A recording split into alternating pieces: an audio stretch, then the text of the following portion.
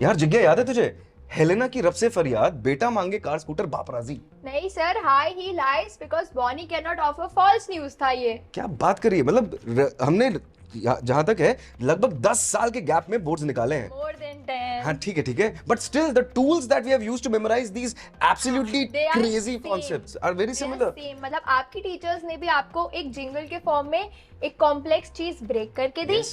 मेरी टीचर ने भी सेम टेक्निक यूज करी, जिंगल के फॉर्म में एक बड़ी चीज ब्रेक करके मेरे सामने रखी। नहीं यार, पर कुछ तो गड़बड़ है। ये जिंगल पिंगल जो होते हैं वो तो अंग्रेजी और भाषा वगैरह के होते हैं, लिटरेचर के। ये साइंस में भी काम आ रहा है। बिकॉज याद करना है ना, हमारा एंड रिजल्ट है याद हो ना, तो हमारी टीचर्स ने वो चीज हमारे लिए इजी कर दी। क्योंकि रेगुलर बेसिस पे भी हम जो लैंग्वेज यूज करते हैं, अगर हम उसी लैंग्वेज से चीजों को याद करें, मतलब जो हमारी डिफिकल्ट चीजें होती है जैसे साइंस में हो गई या सोशल में हो गई, उसको इजी हमारी डेली लैंग्वेज में करके याद करें, तो मे बी हमारे टीचर्स को लगा होगा कि ये हेल्प करेगा, एंड विच एक्चुअली हेल्प। सही बात है। और सब लोग सीबीएसई में यूजुअली लोग इंग्लिश मीडियम में पढ़ाई कर रहे हैं। हाँ, ऑफ कोर्स। अब इंग्लिश मीडियम बोला गया है तो language is an integral part. But ये बोर्ड्स के साल में एक बहुत बड़ी प्रॉब्लम होती है, correct me if I am wrong, कि ये लोग बोर्ड्स का इतना हुआ बना दिया पूरे सोसाइटी ने कि जहाँ पे मैथ्स और साइंस निकालो, इंग्लिश और हिंदी को बाजू करो, पर ये कभी समझ नहीं पाए कि जब पूरा रिजल्ट आता है तब सब कुछ इंक्लूडेड होता है, स्कोरिंग भी बन जाता है कभी कभी, और उसकी वजह से मार्क्स गिर भी जाते हैं कभी कभी। क्योंकि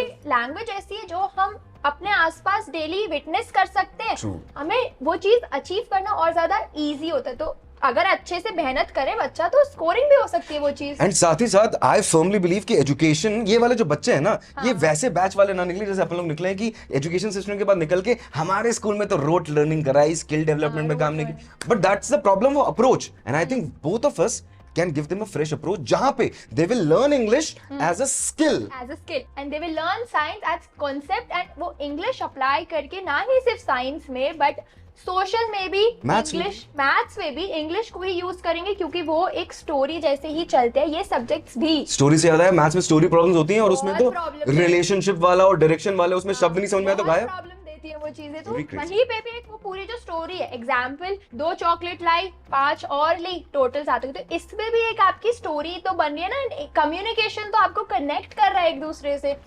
तो अब मुझे समझ में आया कि मैं इतने गंदे मार्क्स क्यों लाता था मैथ्स में, क्योंकि तब मेरी लैंग्वेज स्किल्स खराब थी। True and that is why both of us are here for one thing and one thing only, to give you a fresh perspective and change your mindset कि किस तरीके से इन सब्जेक्ट्स को अप्रोच करना चाहिए। Why? Because every subject connects to the other, और इसे बोलते हैं इंटरडिसिप्लिनरी। और ये करने के लिए हम आपको स्किल बेस्ड एजुकेशन देना चाहेंगे। ऑफ कोर्स अपने सिलेबस से तो पूरा कवर करा ही देंगे, तो हो ही जाएगा। हम लोग चाहते हैं कि तुम लोग जब स्कूल कवर करो, जैसे अभी तुम लोग 10th में हो, 10th के बाद क्या तब भी इंग्लिश पढ़ लोगे, हिंदी पढ़ लोगे, स्कूल के बाद भी इंग्लिश एज अ सब्जेक्ट भूल नहीं जाओ। इंग्लिश ही आपको आपकी ग्लोबल रिप्रेजेंटेशन देगी, इंग्लिश ही तुम्हारी ना एक इंडिविजुअल पर्सनालिटी में हेल्प करेगी, मतलब आपको और ज्यादा एक्सप्रेसिव बनाएगी, मे बी आपको बहुत ज्यादा एक emotional intelligence they, may be, क्योंकि इंग्लिश में लिटरेचर के थ्रू बहुत सारे ऐसे कॉन्सेप्ट्स कवर हो एग्जैक्टली, और बहुत सारी दुनिया खुल जाती है, नए नए दरवाजे खुल जाते हैं, बिकॉज इंग्लिश में यूजुअली पब्लिकेशन ज्यादा है, ज्यादा है, एंड वर्ल्ड वाइड भी, मतलब ना ही सिर्फ इंडिया में, अगर बाहर भी जाओ तो लैंग्वेज एज अ बैरियर नहीं रहेगा, ग्लोबली एक्सेप्टेड लैंग्वेज है। एंड मेरे को एक चीज है, स्कूल के निकलने के बाद ना कुछ लोग स्पोकन इंग्लिश ज्वाइन कर लेते हैं। ये बेचारे बच्चे फिर से पैसे देके वही चीज ना करें जो ऑलरेडी इतने सालों से पढ़ रहे थे। Doesn't make sense, you know, maths गड़बड़ हो जाएगी फाइनेंस वाली।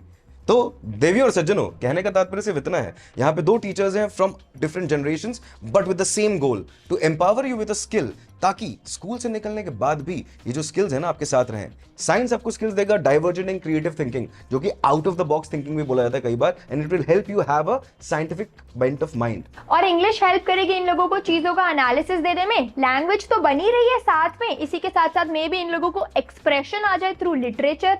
सो लैंग्वेज स्किल तो इनकी बनती रहेगी, बट लिटरेचर के थ्रू मे भी इन लोगों की इमोशनल इंटेलिजेंस भी साथ में बिल्ड हो जाए तो। Who knows?